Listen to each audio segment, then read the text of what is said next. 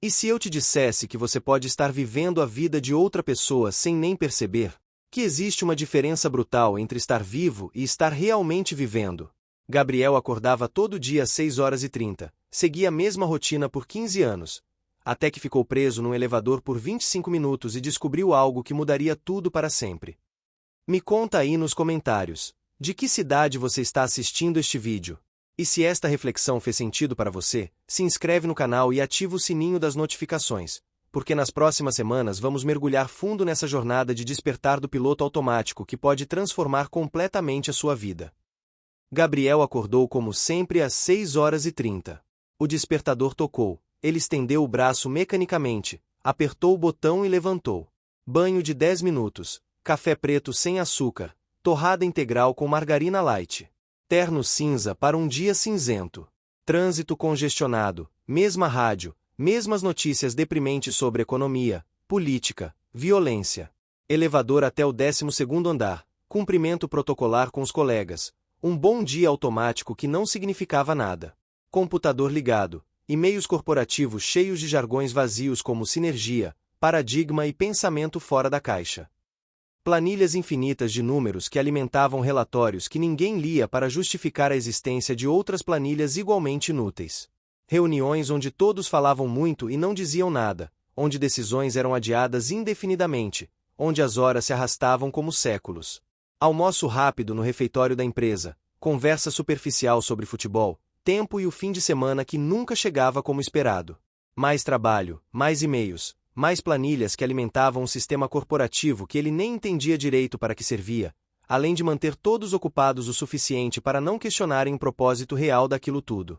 Às 18h30, a mesma rotina inversa, elevador lotado de pessoas com a mesma expressão cansada, trânsito infernal onde passava 2 horas por dia de sua única vida ouvindo os mesmos programas de rádio, chegada em casa, jantar distraído assistindo Netflix, sempre as mesmas fórmulas de entretenimento processado, banho mecânico, cama. E assim por diante, dia após dia, semana após semana, mês após mês, ano após ano. 35 anos de existência reduzidos a uma sequência previsível de ações automáticas. Até que naquela quinta-feira específica, algo aconteceu que mudaria tudo. Ele estava no elevador quando as luzes piscaram e tudo parou entre o 8º e 9º andar.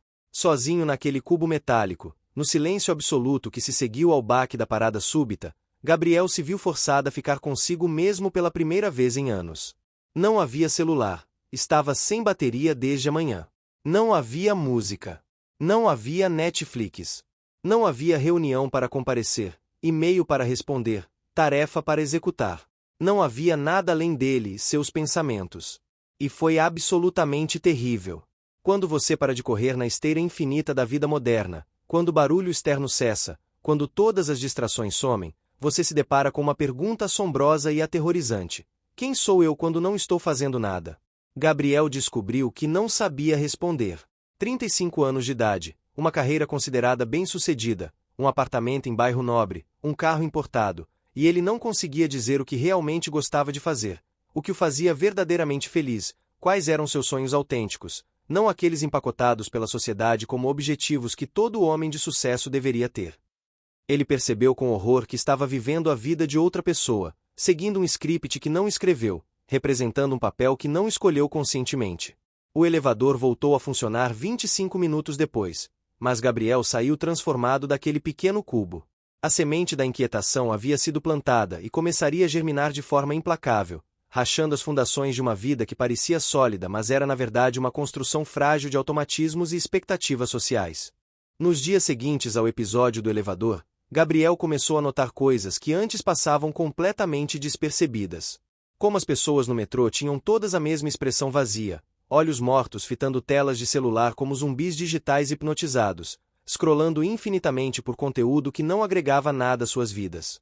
Como as conversas no trabalho eram sempre sobre as mesmas coisas, reclamações ritualizadas sobre o chefe incompetente, o trânsito infernal, o governo corrupto, os preços abusivos, a falta crônica de tempo. Ninguém jamais falava sobre sonhos, sobre paixões genuínas, sobre filosofia, sobre o que realmente importava na existência humana. Era como se todos estivessem presos na mesma matrix de mediocridade consensual, uma prisão coletiva onde a chave estava do lado de dentro mas ninguém ousava usá-la. Gabriel começou a se observar também com uma lucidez dolorosa. Notou como comia sem saborear, engolindo comida processada enquanto checava obsessivamente o celular. Como dirigia no piloto automático, chegando ao destino sem lembrar do percurso. Como respondia tudo bem quando alguém perguntava como estava, mesmo quando não estava nada bem. Aliás, quando foi a última vez que alguém genuinamente se importou com a resposta? Percebeu que não tinha uma opinião própria sobre quase nada que importasse.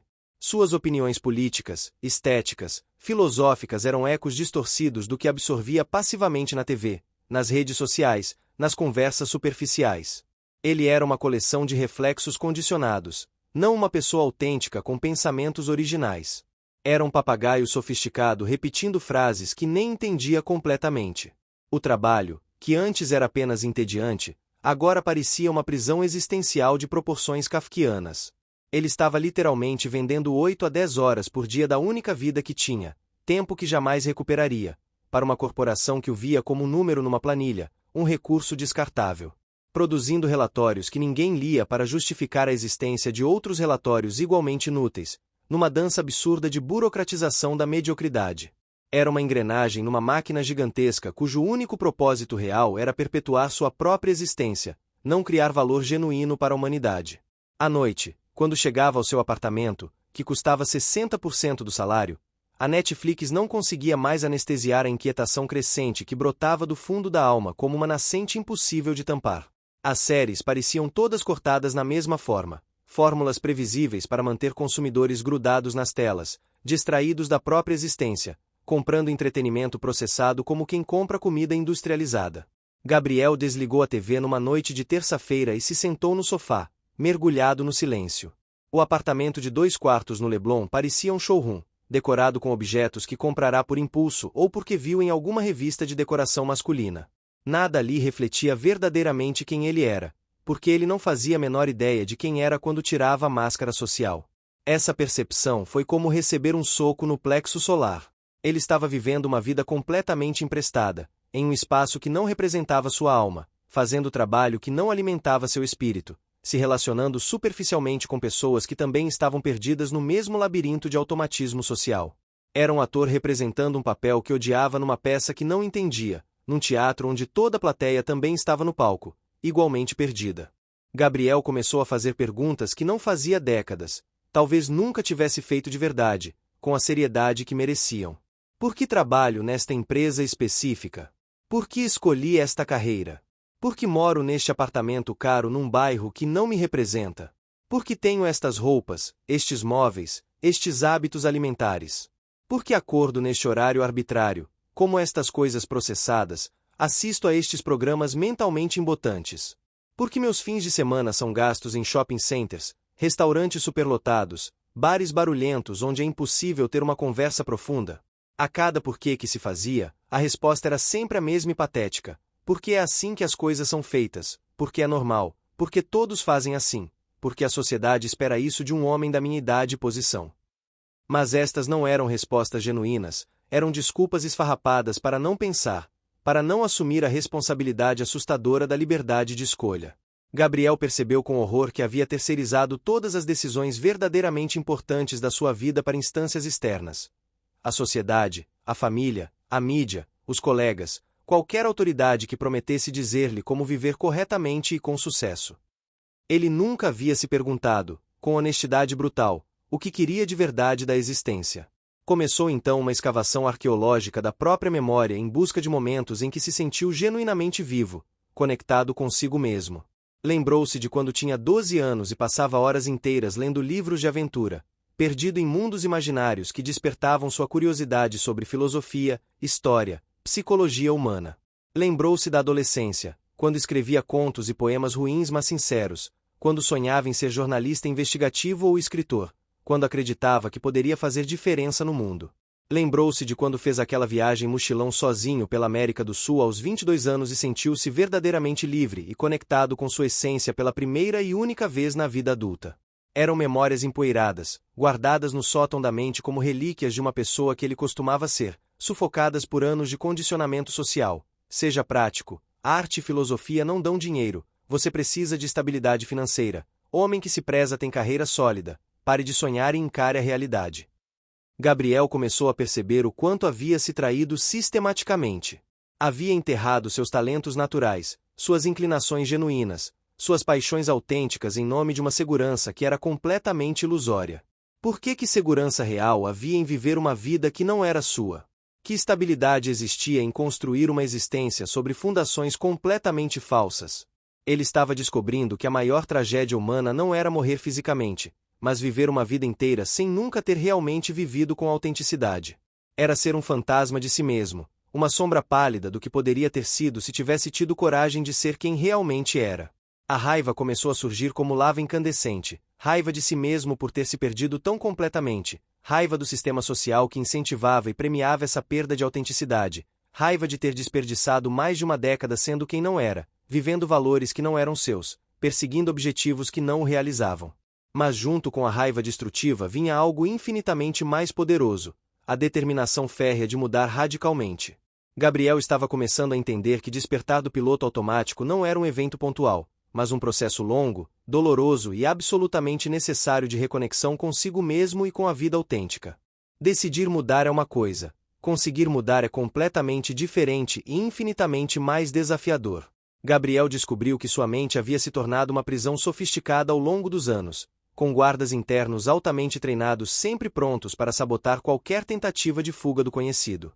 Quando tentou acordar às 5 da manhã para escrever, recuperando um antigo sonho, uma voz interna cruel sussurrava incessantemente: "Você não tem talento real para isso, está perdendo tempo precioso, deveria estar dormindo para render melhor no trabalho. Quem você pensa que é, Hemingway?" Quando cogitou a possibilidade de trocar de emprego por algo mais alinhado com seus valores, uma coro de vozes internas gritava em pânico: "E se você não conseguir nada melhor? E se ficar desempregado?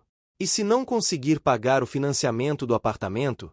E se os colegas descobrirem que você está insatisfeito? E se sua reputação profissional for arruinada?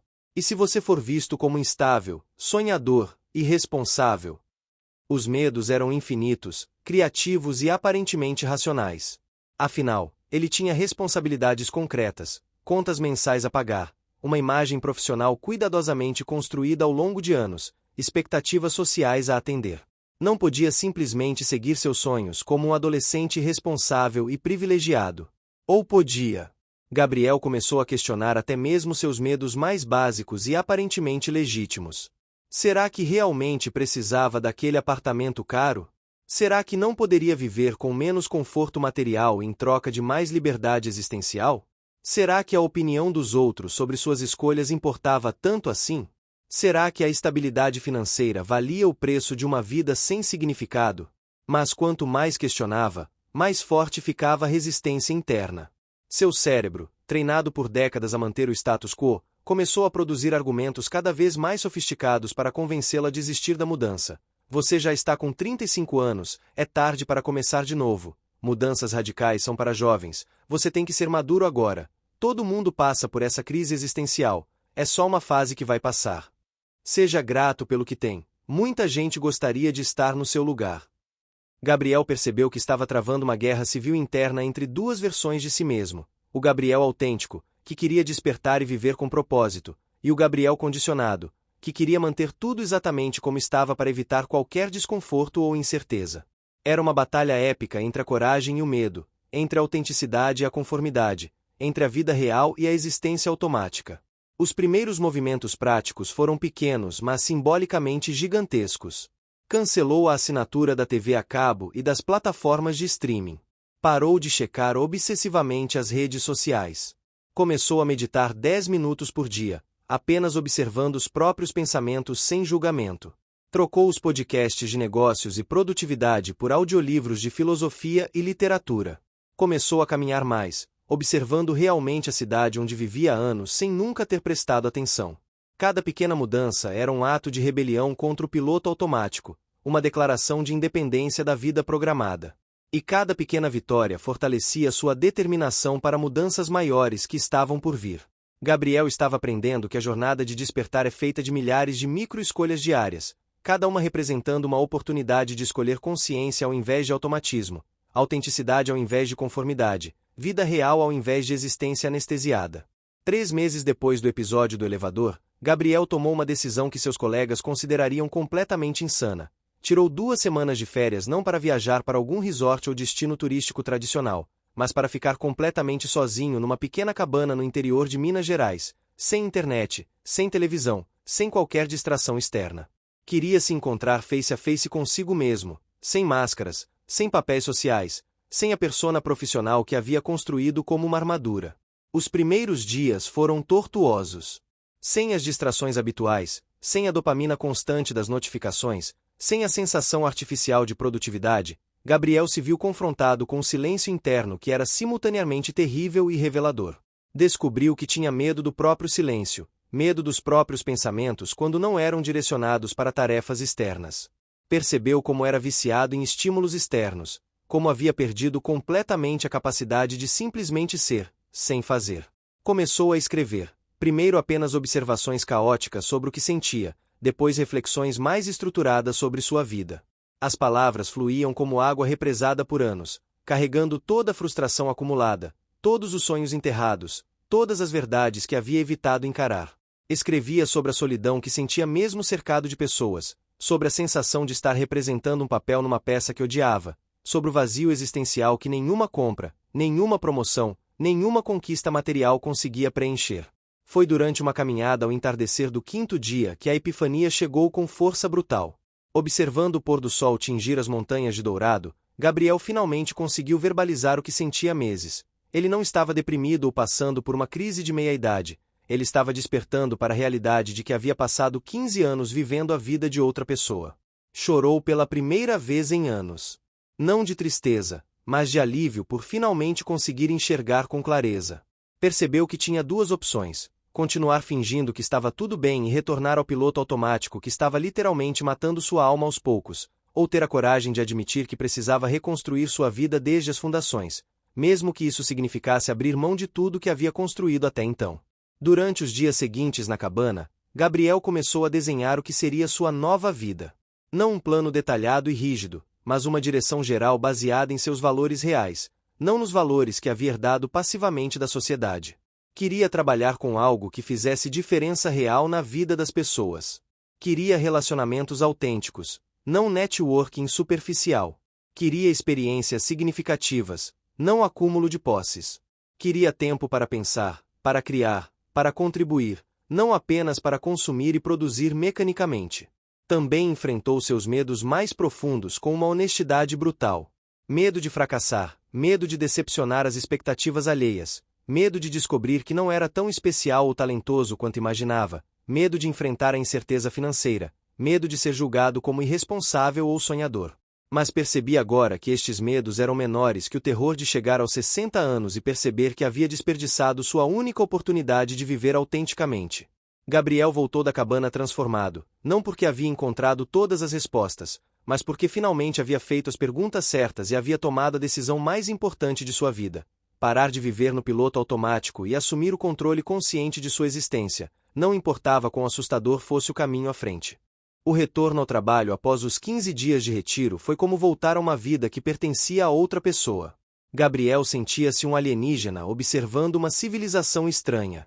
As conversas vazias no elevador, as reuniões intermináveis onde nada de substancial era decidido, os e-mails corporativos cheios de eufemismos e jargões, tudo isso agora lhe causava uma espécie de náusea existencial.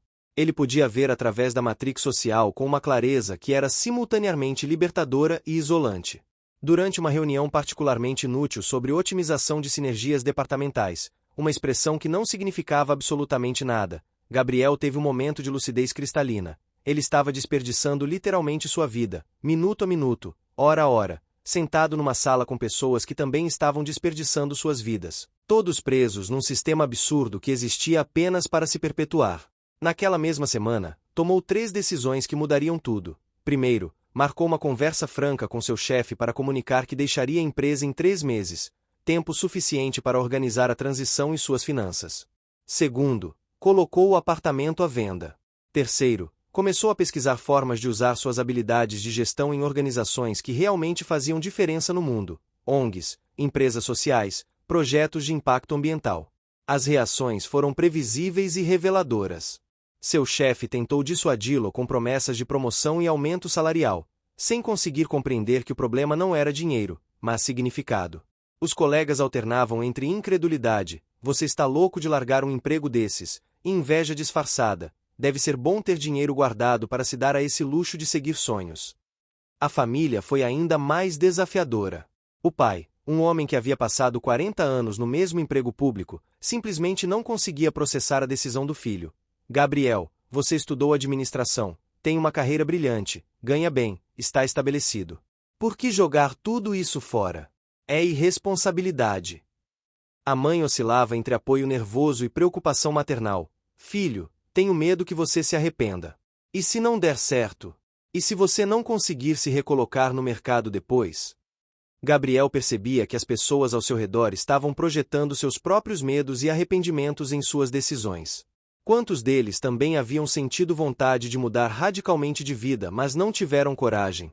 Quantos estavam vivendo vidas que não escolheram conscientemente e se sentiam ameaçados por alguém que tinha a audácia de fazer diferente? Nos últimos meses na empresa, Gabriel teve conversas profundas com alguns colegas próximos. Descobriu que mais da metade deles também se sentia presa numa existência sem significado, mas acreditava que não tinha escolha. Era impressionante como pessoas inteligentes e capazes haviam se convencido de que eram vítimas de suas circunstâncias, quando na verdade eram prisioneiras de suas próprias limitações mentais. Um colega confidenciou: Gabriel, eu também queria fazer algo diferente, mas tenho filho, casa financiada, carro no nome. Como é que eu vou largar tudo? Gabriel respondeu: a pergunta não é como você vai largar tudo, mas como você vai continuar vivendo uma vida que odeia pelos próximos 30 anos. Seus filhos precisam de um pai realizado, não de um pai amargurado que desistiu dos próprios sonhos. Paralelamente às mudanças profissionais, Gabriel também começou a transformar seus relacionamentos. Percebeu que grande parte de suas amizades eram baseadas em atividades superficiais, happy hours reclamando da vida, jantares caros em restaurantes da moda, conversas sobre futebol e política que não levavam a lugar nenhum.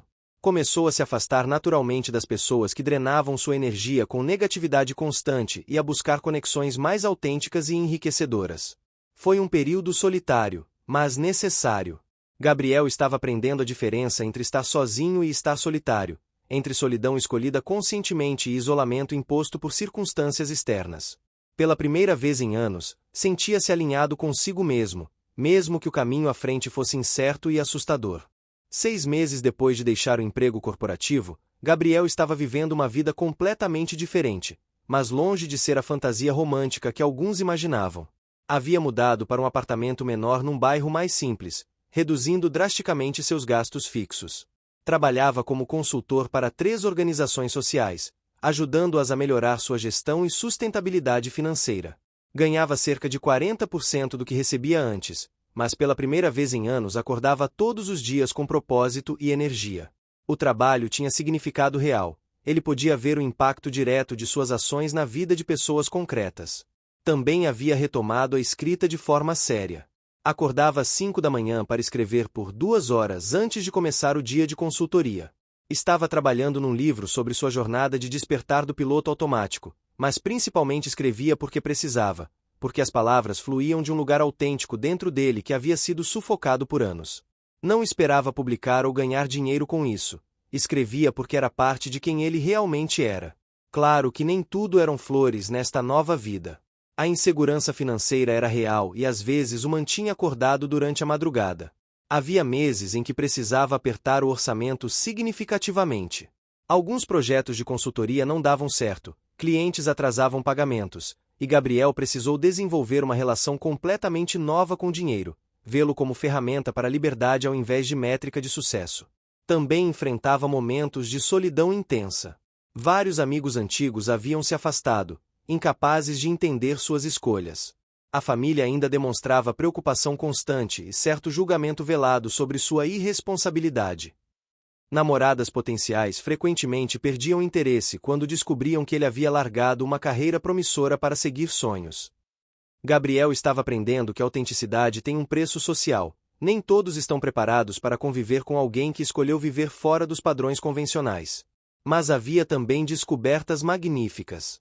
Pessoas extraordinárias começaram a aparecer em sua vida, outros indivíduos que também haviam feito escolhas corajosas, que valorizavam propósito acima de posses, que buscavam conexões genuínas ao invés de relacionamentos superficiais de conveniência. Gabriel descobriu uma comunidade de despertados que ele não sabia que existia: empreendedores sociais, artistas independentes, terapeutas alternativos, professores apaixonados, ativistas engajados. Eram pessoas que haviam escolhido caminhos menos óbvios, mas infinitamente mais ricos em significado. Um dia, encontrou por acaso um ex-colega da corporação num café. O homem parecia ter envelhecido 5 anos nos últimos 2, com olheiras profundas e uma expressão de cansaço crônico. Gabriel, não aguento mais aquele lugar. Estou pensando seriamente em fazer o que você fez, mas tenho medo. Como você conseguiu coragem? Gabriel respondeu: eu não consegui coragem, consegui clareza. Quando você enxerga com nitidez que está desperdiçando sua única vida, quando entende que não existe segurança real em viver uma vida que não é sua, quando percebe que o maior risco não é mudar, mas continuar igual, a coragem aparece naturalmente. O medo não desaparece, mas você faz o que precisa ser feito apesar do medo. Naquela conversa, Gabriel percebeu o quanto havia crescido. Não apenas mudado de vida, mas fundamentalmente transformado como pessoa. Tinha desenvolvido uma confiança profunda em sua capacidade de se adaptar, criar soluções, encontrar caminhos. Havia aprendido a diferença entre segurança real, capacidade de lidar com mudanças e incertezas, e segurança ilusória, manter tudo sempre igual. Mais importante ainda, havia recuperado algo precioso que quase havia perdido para sempre: a sensação de estar realmente vivo, conectado consigo mesmo, vivendo cada dia com intenção e propósito. Não era uma vida perfeita, mas era genuinamente sua. 1 ano e meio depois do episódio do elevador que mudou tudo, Gabriel estava sentado no mesmo café onde havia encontrado o ex-colega, mas agora acompanhado de Marina, uma mulher que havia conhecido num workshop sobre propósito de vida. Ela também havia passado por um despertar similar, deixará uma carreira promissora em marketing para se tornar terapeuta e estava construindo uma vida alinhada com seus valores autênticos. Conversavam sobre suas jornadas de transformação quando ela fez uma observação profunda. Gabriel, você percebe como as pessoas reagem quando descobrem que mudamos radicalmente de vida? Algumas ficam inspiradas, outras ficam defensivas, mas quase todas ficam incomodadas de alguma forma. É como se nossa coragem de mudar confrontasse a covardia delas de continuar iguais. Gabriel concordou, lembrando-se de inúmeras interações estranhas ao longo do último ano. É verdade. Acho que quando alguém desperta do piloto automático e escolhe viver autenticamente, isso funciona como um espelho para quem ainda está dormindo. E nem todo mundo está preparado para ver o próprio reflexo. Eles refletiram sobre os padrões que haviam observado em suas jornadas. Primeiro vinha a negação, a tentativa de convencer a si mesmos de que estavam satisfeitos com suas vidas automáticas. Depois a raiva, contra si mesmos por terem se perdido, contra o sistema que incentivava essa perda. Em seguida a barganha, tentando fazer pequenos ajustes superficiais ao invés de mudanças fundamentais. Depois a depressão, confrontando a magnitude do tempo desperdiçado e da vida não vivida. E finalmente a aceitação, assumindo responsabilidade total por suas escolhas e decidindo agir conscientemente. O mais interessante, disse Gabriel, é que depois que você desperta, não consegue mais fingir que não viu o que viu. É impossível voltar a viver inconscientemente.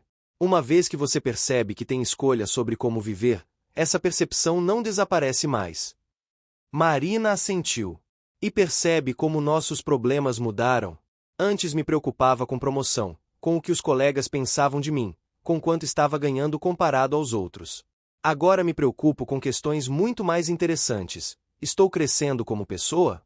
Meu trabalho está fazendo diferença? Estou sendo fiel aos meus valores?